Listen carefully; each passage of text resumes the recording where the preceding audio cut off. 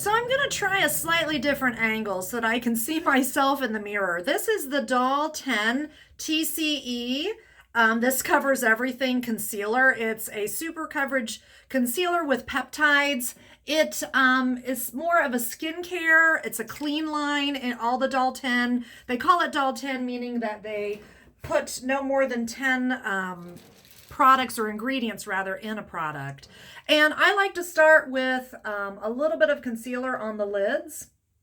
And you don't want to wipe it off. What I do, and again, I use these old school sponges. I have the big fancy sponges. I just feel that they waste more makeup, and maybe I'm a bit frugal, but I just don't like to be wasteful. And so I just pat up and down to get the product to start to adhere to the skin. And then obviously as we age, we have natural wrinkles, even for younger folks in the inner corner. Then I do a little more wiping to smooth. And then I kind of clean that up, and I'll go in later and clean everything up.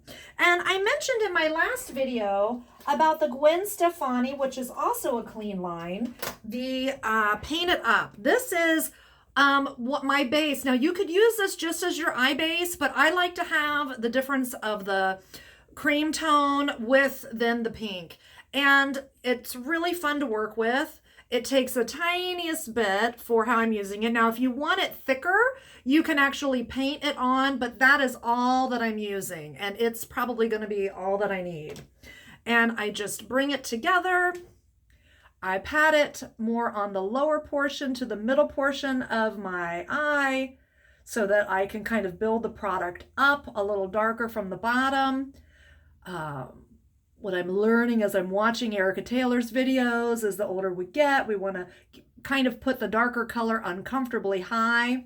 And you've got maybe 15 seconds or so to work with this. So I like to, once I have it on, just kind of use a brush to smooth it out. And obviously this is just a light wash of color. You can paint it on, you can put a thicker amount, but I just really want to use it as the base. And then I wash my fingers because otherwise I'll be getting it everywhere. And now I'm going in with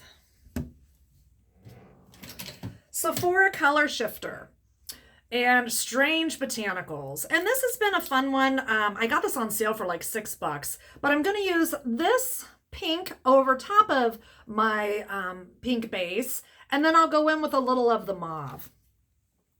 I like to keep my brushes pretty clean. It's kind of a fun meditation for me, if you will, and it doesn't take much. I'll just get a little dab. What I love about makeup nowadays is it's very pigmented. Back in the day as a performer, a retired dancer, it was really hard and you really had to layer to get opaque makeup from stage, but that's not the case now. And I just kind of work it up the lid. I'll go in and clean up after. And then I'm going to go in with a little more dense brush. These are just cheaper brushes that I got on Amazon, but they're really great, and they are cruelty-free.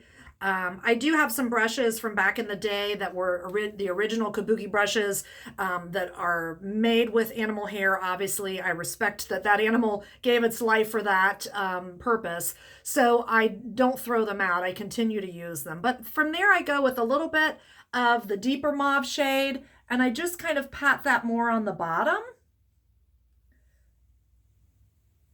We're doing full frontal today, foundation and everything, and I might even throw a lash on this bad boy. We'll see how it goes.